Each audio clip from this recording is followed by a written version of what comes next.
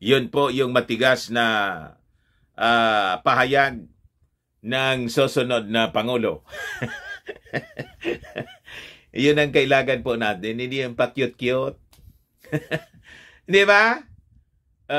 Huwag yung pa-cute-cute po na mga leaders at pro-China. Yung mga Chinese traders po dito, hindi naman po lahat. Yun ang involved dito mga kababayan sa hoarding, smuggling, price manipulation, sila lahat ang involved. Yes, sabi ko sa inyo, huwag ninyong iboboto po sa 2025 election, lalo na sa 2028 election. Yung mga pro-China at suportado nito mga Filipino-Chinese businessmen.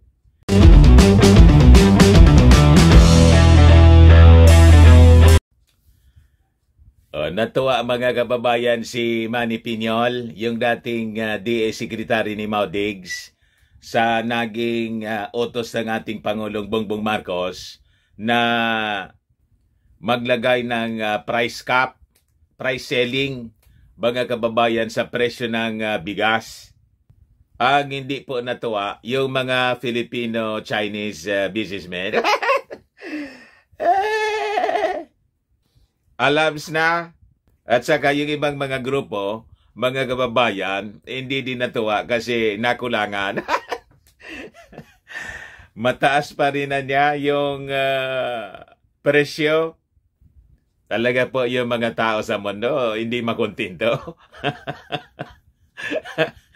Di ba? But anyway mga kababayan, before kong ibigay sa inyo yung kwento, click subscribe muna dito sa ating YouTube channel.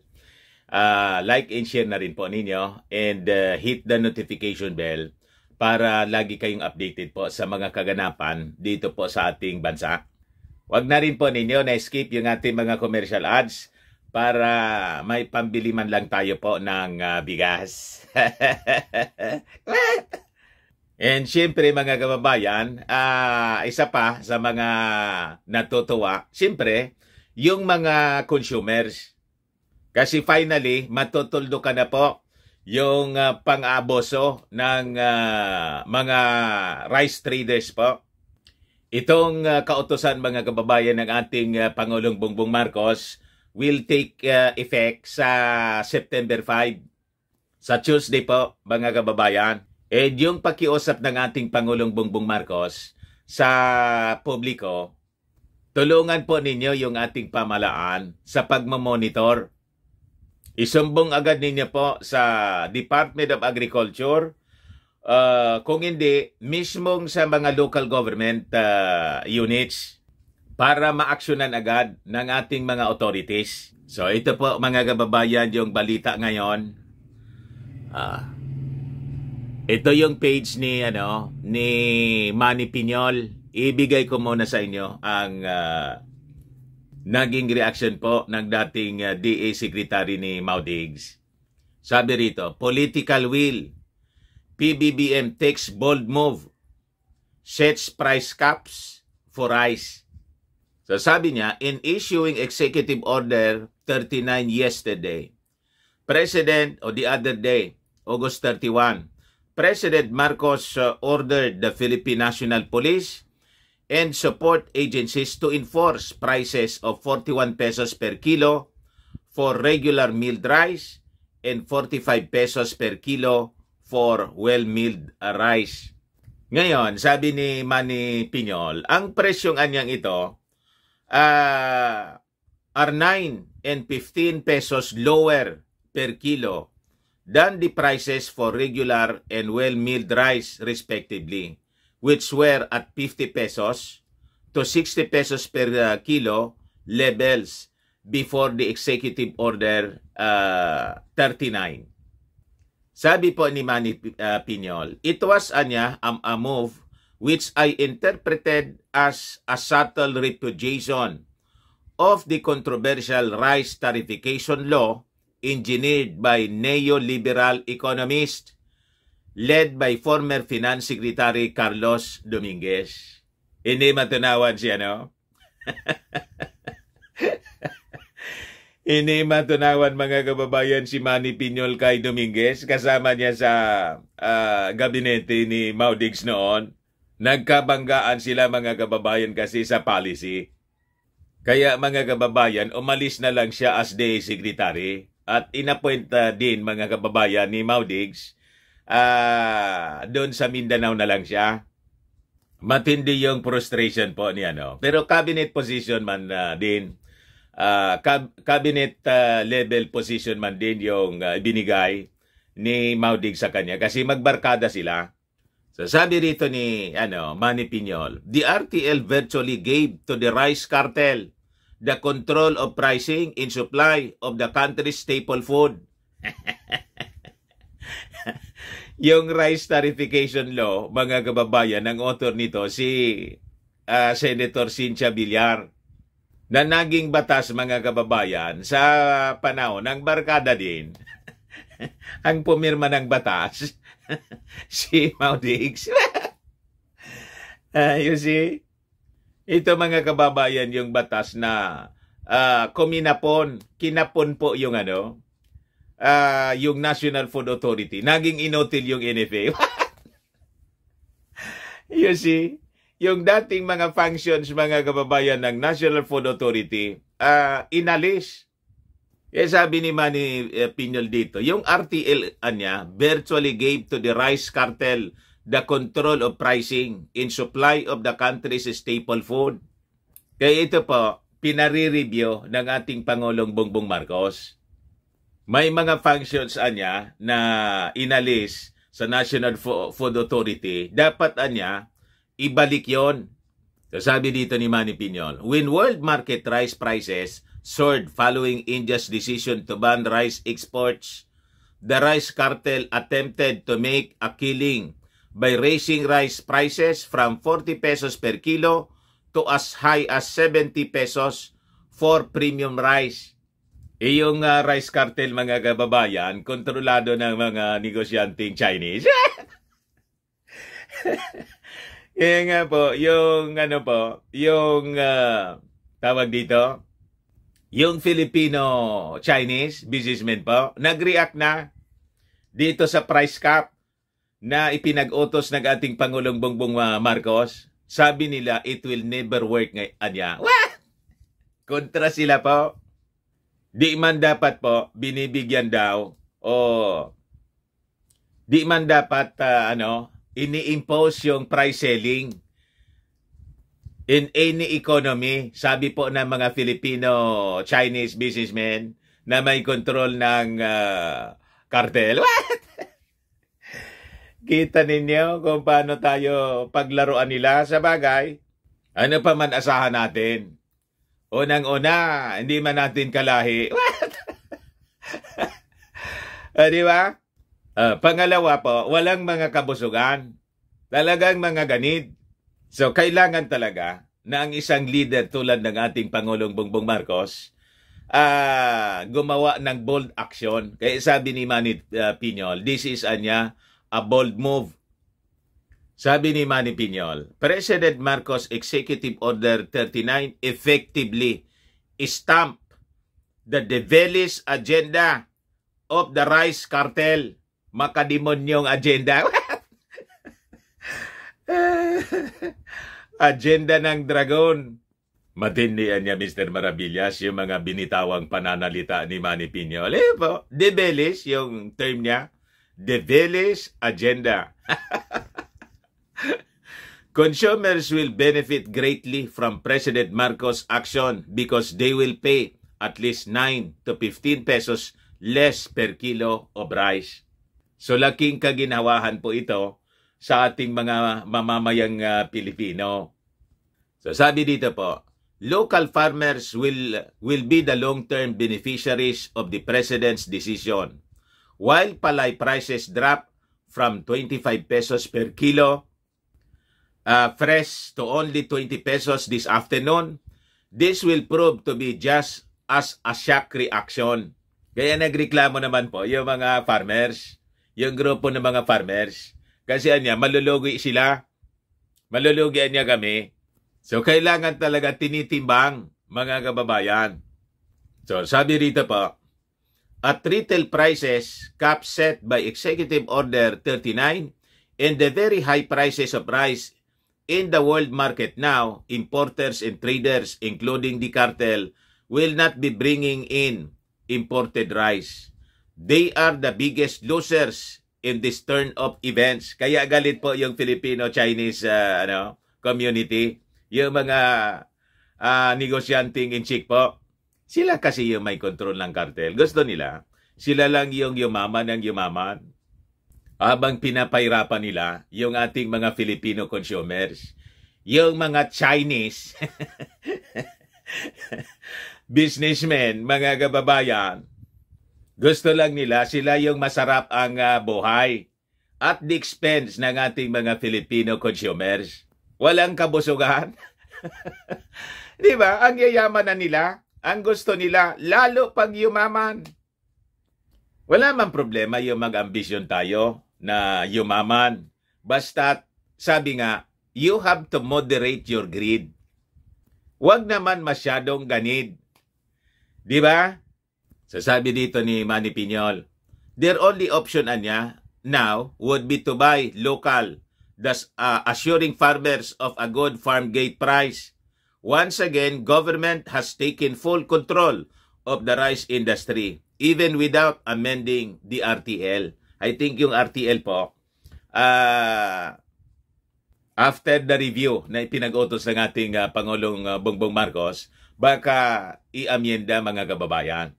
So sabi dito ni Manny Piñol, Executive Order 39, brilliant move. Panalo ang taong bayan. Ayos? Ito mga kababayan, yung naging utos ng ating Pangulo, report rice price cap violators. Marcos to public. Ito yung pakiusap ng ating Pangulong Bongbong Marcos sa publiko na tumulong po kayo sa pagmamonitor sa implementasyon nitong Executive Order number 39. So sabi niya rito, I would encourage anyone who finds that someone or a retailer is selling at above the price selling. I-report po ninyo. I-report ninyo sa police, i-report ninyo doon sa DA, doon sa lugar ninyo. I-report ninyo sa local government para matingnan po namin at tiyakin na hindi lalampas doon sa ating presyo na linagay na 40 pesos at saka 44 pesos na price selling or 45 pesos mga kababayan sa well-milled rice, 41 sa regular milled rice. So sabi ng ating Pangulo, because of all those agencies already have regular inspections when it comes to other issues, so they will now apply the price sellings that I have ordered in the executive order that I signed yesterday or the other day, August 31, to make sure the prices stay within the limits that we have prescribed. Effective Tuesday po ito, September 5. So it will be strictly implemented mga kababayan all throughout the country, sabi ng ating Pangulong Bongbong. Ngayon, bilang reaksyon mga kababayan sa naging kautusan ng kanyang pinsan, ito yung sabi naman po ni Speaker Martin Romualdez na sumasama sa mga raids ng Bureau of Customs sa mga suspected smugglers at rice hoarders. So sabi mga kababayan ni Martin Romualdez, ito yung latest na inspection na ginawa po nila doon sa Bulacan. Na kumpiska yung almost 517 million worth mga kababayan ng bigas. Yung una, 505 million worth. You see? So more than 1 billion worth ng bigas mga kababayan ang nasa poder na ngayon ng ating gobyerno.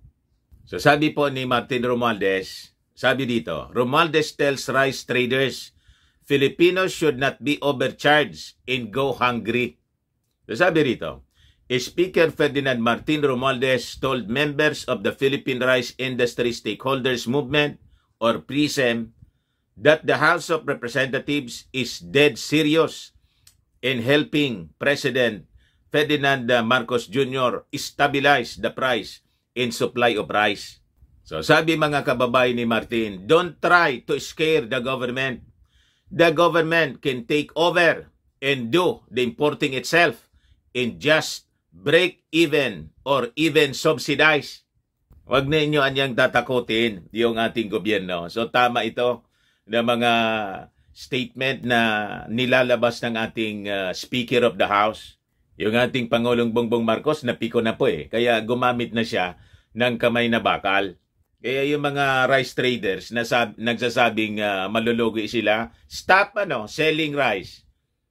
Ganun lang itong mga Filipino-Chinese na nagrereklamo ngayon. Kung malulugi po kayo, then stop doing business. Wag na kayong magbenta ng bigas. Gobyerno na lang ang magbenta ng bigas. Kaya nga sabi natin mga kababayan, yung mga mahuhuli, kailangan siguro kasuhan at siyempre kakasuhan po. And finally mga kababayan, i-revoke na, i-cancela yung kanilang lisensya. At lifetime na sila dapat na huwag pa intulutan na makapagnegosyo pa ng bigas. O di ibang negosyo yung kanilang pasukin kung baga lugi sila rito sa pagninegosyo ng bigas. Ganun lang po mga kababayan.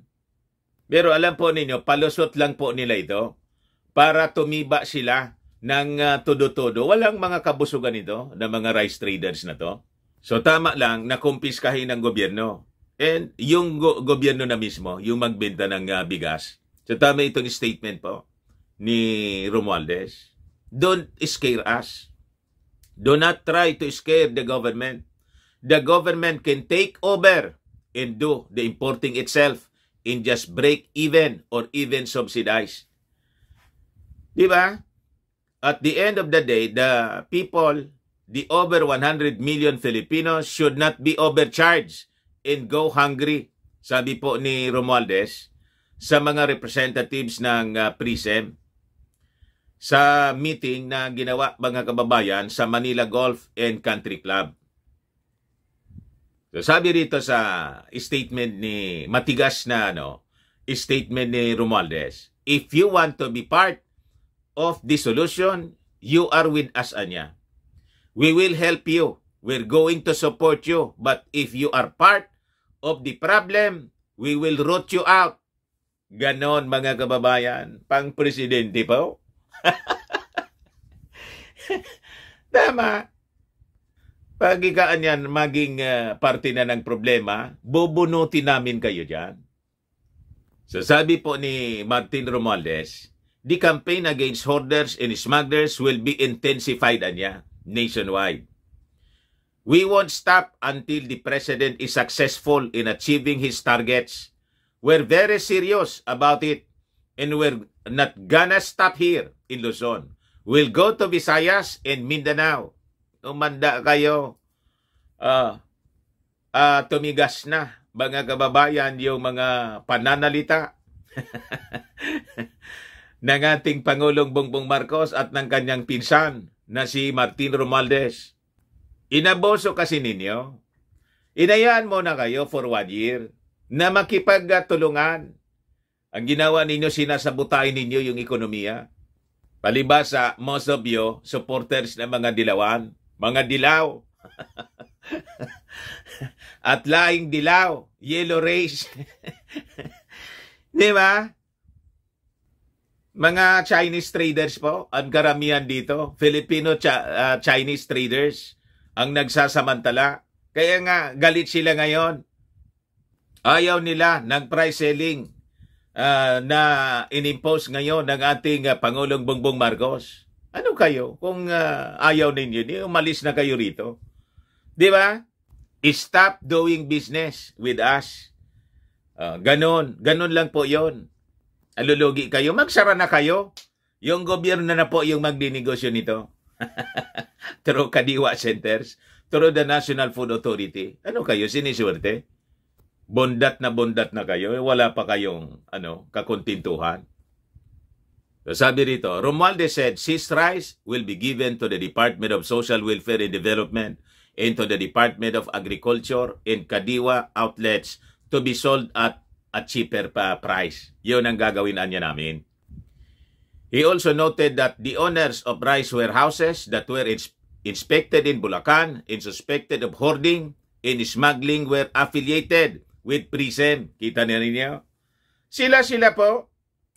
So sabi ni Martin, that PRISM PRISM could show their sincerity by helping the government unmask its members who are involved in unscrupulous trade practices. We will call them in. We will be the one to talk to them on our terms. If we have to detain them until they tell us the truth, we will do that. If we have to make sure they are out of the business of smuggling, profiteering, or hoarding, we will get them out. Yun po yung matigas na pahayag ng susunod na Pangulo. Yun ang kailangan po natin, hindi yung pa-cute-cute. Di ba? Huwag yung pa-cute-cute po na mga leaders at pro-China. Yung mga Chinese traders po dito, hindi naman po lahat. Yun ang involved dito mga kababayan sa hoarding, smuggling,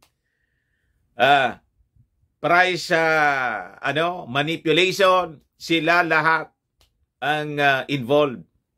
Yes, sabi ko sa inyo, huwag ninyong iboboto po sa 2025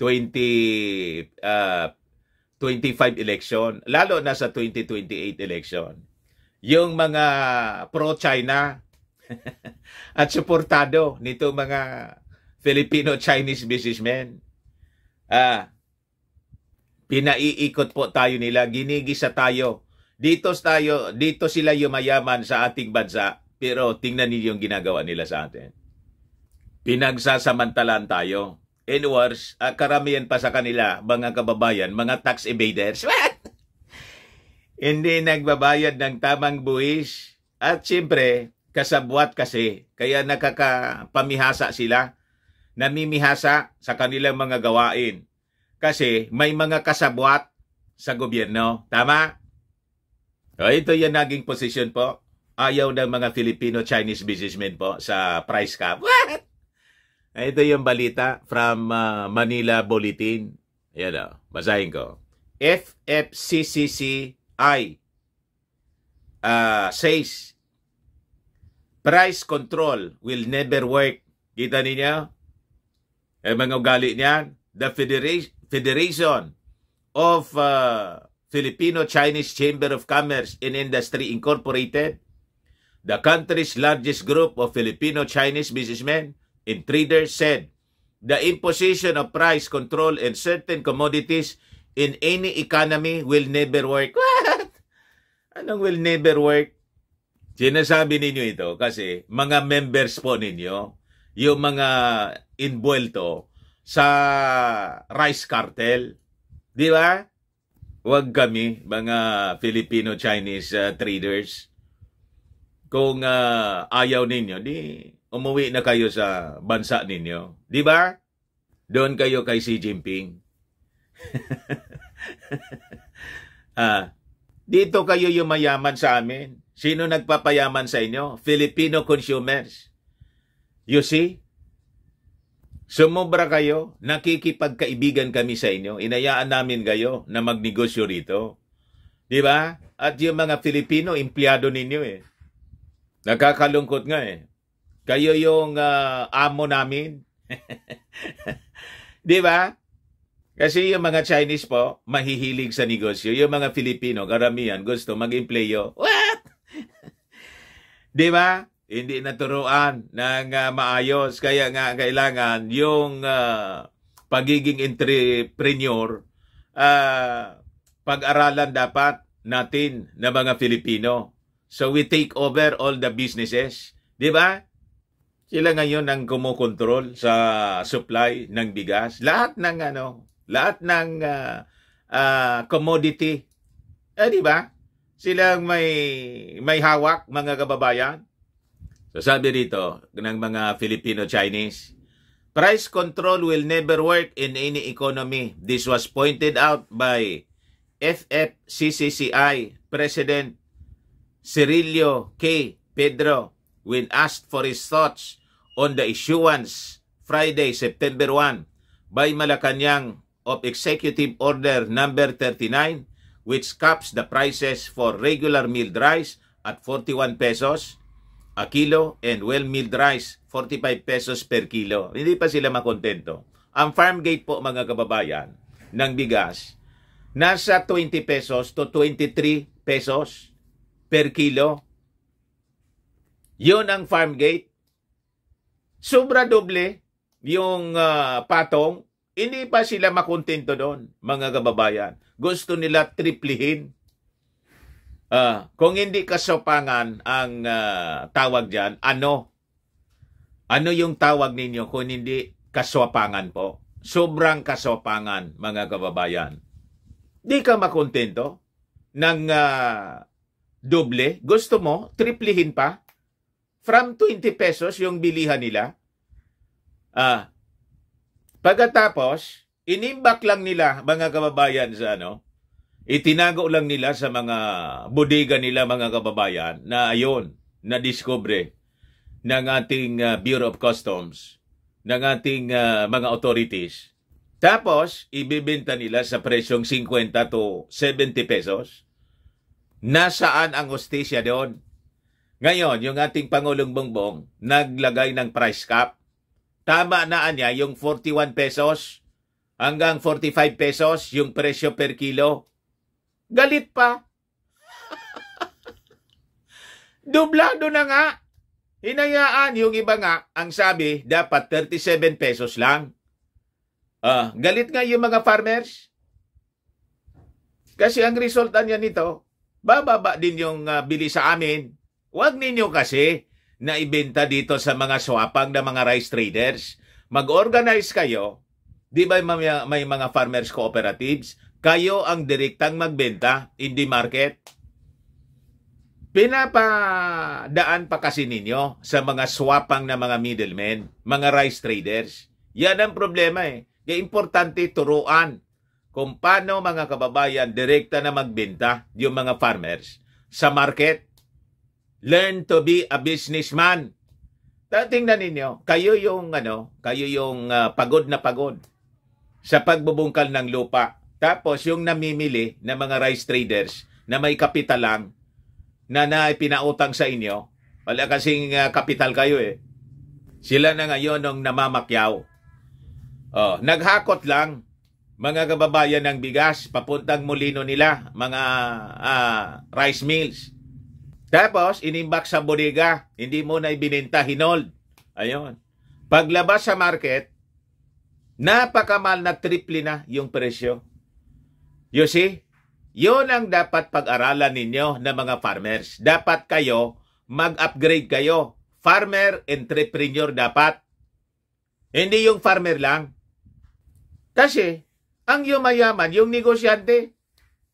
Tingnan ninyo sa ibang bansa, bakit mayaman yung mga farmers? Kasi farmers sila at the same time, mga negosyante sila. Sila mismo yung nagsosupply sa market direkta. Hindi yung dumaan pa sa kamay ng mga traders. You see? Ito yung gustong mangyari ngayon. Ito yung gagawin ng ating Pangulong Bongbong Marcos. Kaya mag-establish siya ng mga depo, mga imbakan ng pagkain, mga food terminals. Hintay-hintay lang po kayo, mga kababayan. Kaya lang, inahanapan na ng performance yung ating Pangulo because of the statement niya during the election na ibababa niya sa 1 year pa man lang po sa 20 pesos per kilo yung presyo ng bigas. Sabi nga po natin, mga kababayan, nineglect for close to 40 years yung industriya ng agrikultura ng previous administrations. Ilang administrasyon mga kababayan yung nagpabaya? Tapos hinahanapan ninyo, gusto ninyong i-reverse ito lahat in 1 year. Nasaan ang hustisya? Di ba? Nag-iisip ba kayo? 1 year pa lang, hinahanapan ninyo. Buti nga yung ating Pangulong Bongbong Marcos mga kababayan. May aspiration siya na ibaba. That is an aspiration, my dream. Na ibaba sa 20 pesos. Bakit kayo na daldal ng daldal? May objective man lang kayo na gustong maabot na ibaba sa ganong level? Di ba wala? Yung kritika ng kritika sa ating administrasyon, yung mga nagmamagaling, nagawa ba ninyo na maibaba yung presyo ng bigas? Di ba hindi? Masyado kayong madaldal. Magaling lang kayo sa pagdadadaldal. Pero ano yung ginawa ninyo noong panahon? Halimbawa si Kiko Pangilinan. Naibaba niya sa 20 pesos? Di ba hindi din? Lahat lang kayo sa politika. Magagaling kayo sa pagdaldal. Sa trabaho. Wala man. Yung epekto nga ito eh. We suffer for long years. Ilang taon na, ilang decades na ganito tayo. I-appreciate na lang natin na yung ating Pangulong Bongbong Marcos, may objective siya na ibaba. Dapat matuwa kayo. At least may objective siyang ibaba. Kayo, may objective kayong ganon? May aspirasyon kayong ganon? Di ba wala? Di ba? At least yung Pangulong Bongbong Marcos nangangarap na bawasan yung presyo ng bigas sa level na matutuwa yung lahat. Pag na-achieve po, magtulong-tulong po kasi tayo. Tapos sasabihin ng mga Filipino-Chinese businessmen na it will never work. Tumigil kayo sa pagbenta ng bigas para para masaya. Hayaan ninyo na yung mga negosyanteng gustong tumulong sa pag-unlad ng ating bansa, hindi yung pag-unlad lang ng kanilang sarili. Yun ang mag-engage dito sa negosyong ito. Kung malulugi kayo, di lugi kayo. Bitawan ninyo yung staple food. Yung bigas, bitawan ninyo. Ibang negosyo na lang pasukin ninyo. Huwag yung pagkain.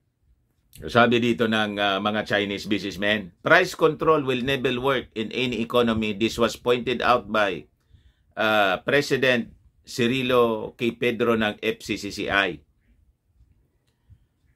Pedro explained at the Pandesal Forum that if the price selling is low, traders will now sell at a loss. O di, kung lugi kayo, di umalis kayo sa negosyong ito.